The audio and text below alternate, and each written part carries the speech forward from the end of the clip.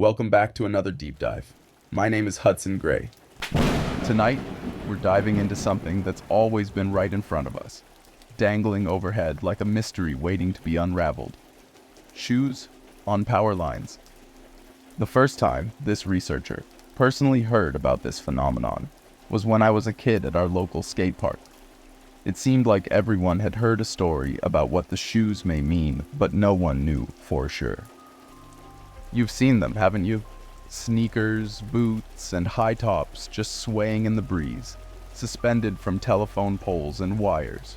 But here's the thing. What looks like a prank might be something much darker. Some say they mark gang territory or drug houses. Others claim they're left behind by the dead as symbols of unfinished business. There are even whispers that these shoes are supernatural warnings, signs of thin spaces where the world we know touches something else.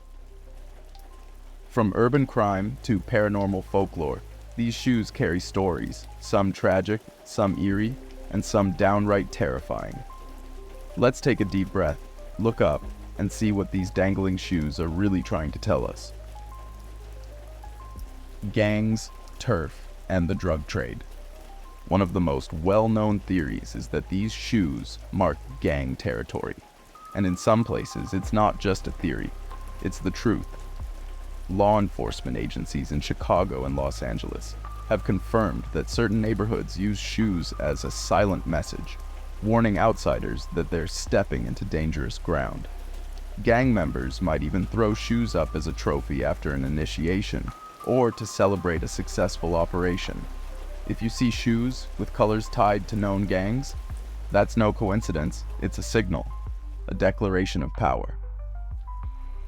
But there's another level to this. In Toronto and New York, officials cracked down on shoes hanging from wires after multiple community reports linked them to drug dealing spots. A few blocks in these cities were identified as active drug zones, and what marked them? Shoes swaying in the air. People in the know understood the message, and everyone else?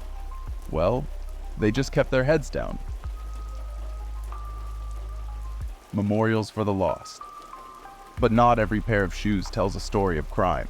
In grieving communities, shoes are sometimes thrown onto wires as a way to honor the dead. Think of them as a vigil in the sky, left there to mark the spot where someone lost their life. It could be a gang member gunned down, an addict lost to overdose, or just someone taken too soon. The shoes symbolize that person's journey ending too early, their soul walking in heaven. It's haunting when you think about it. These shoes aren't just objects, they're reminders that life can be fleeting, especially in places where violence is routine.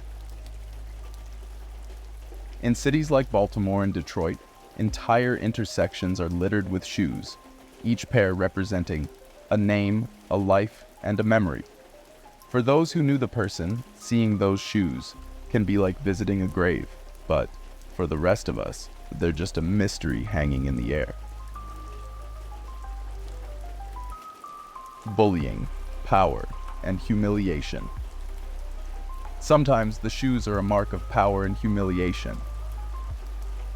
Imagine this. A kid gets cornered, his shoes yanked off his feet and thrown up high, where they'll stay, taunting him, mocking him every time he walks by. School bullies have turned this act into a ritual of control, stripping their victims of dignity and leaving them to walk home barefoot. It's not just a pair of shoes up there. It's a story of someone's humiliation hanging for everyone to see. And the worst part? In some cases, teachers and authorities ignore it, saying it's just a prank. Folklore and the supernatural. Then there are the legends.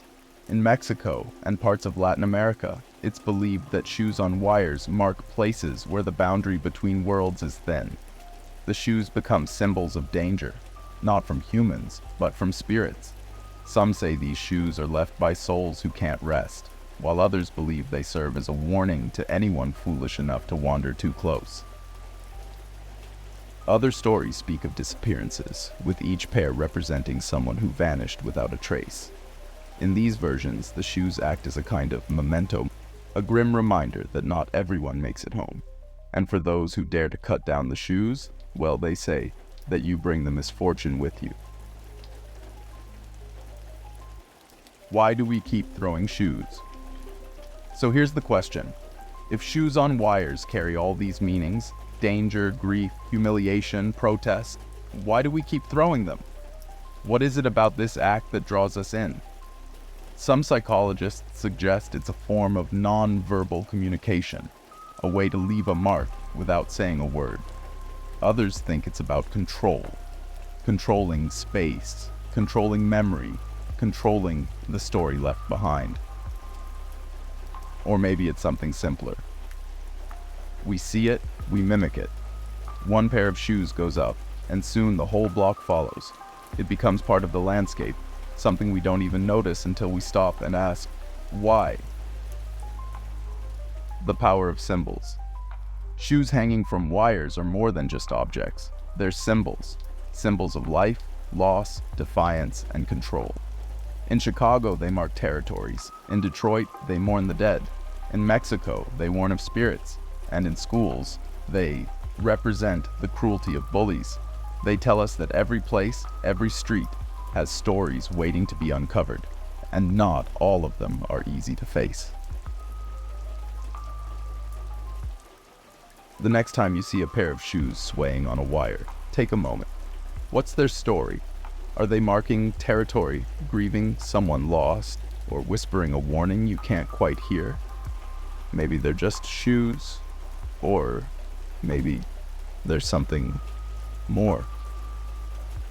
Thanks for joining me on this deep dive. If you enjoyed it, like, subscribe, and hit that bell, because there are always more stories to uncover. Drop your theories in the comments below, and as always, stay curious. And remember, sometimes the things right above our heads carry the heaviest stories.